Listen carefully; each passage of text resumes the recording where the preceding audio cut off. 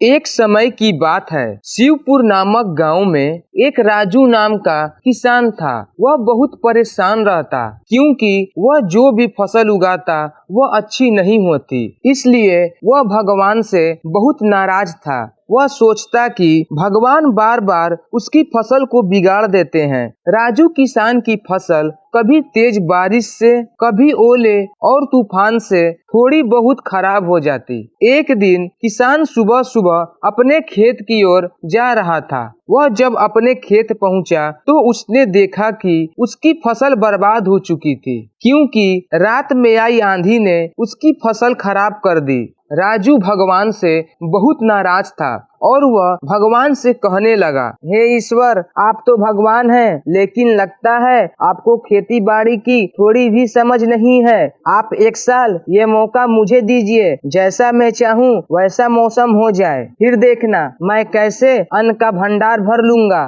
भगवान ने राजू की सुन ली और वह बोले, बालक, जैसा तुम चाहोगे वैसा मौसम होगा। राजू तो बहुत खुश हो गया। अब राजू किसान ने गेहूं की फसल बोई और जब धूप की जरूरत होती तो ईश्वर ने धूप दी, जब बारिश की जरूरत होती तो ईश्वर ने बारिश की। लेकिन किसान ने कभी तेज आंधी, ओले और तूफान आने ही नहीं दिया। पर किसान तो बहुत खुश था। जो वह चाहता वही हो रहा था और फसल तो बहुत अच्छी हो रही थी। किसान भी अब मन में सोच रहा था कि अब ईश्वर को पता चलेगा कि फसल अच्छी कैसे होती है। कुछ दिन बाद अब फसल काटने का समय हुआ तो किसान गेहूं काटने लगा, परंतु उसने देखा कि गेहूं की एक भी बाली में दाना नहीं था। वह उदास हो गया और फिर से ईश्वर को पुकारने लगा, हे भगवान, आप कहाँ हैं? देखिए, मुझे आपकी आवश्यकता है, आप प्रकट हो। ईश्वर प्रकट हुए। किसान ने उनसे कहा, हे प्रभु, यह क्या हो गया? गेहूं की एक भी बाली में दाना नहीं है। ईश्वर नम्रता पूर्वक उत्तर दिया, यह तो होना ही था।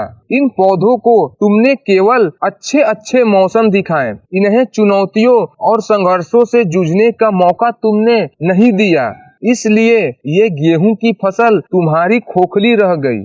अब राजू को अपनी गलती पर एहसास हुआ और उसने भगवान से माफी मांगी। हमारे चैनल को सब्सक्राइब करके बेल आइकन ऑन कर लीजिए।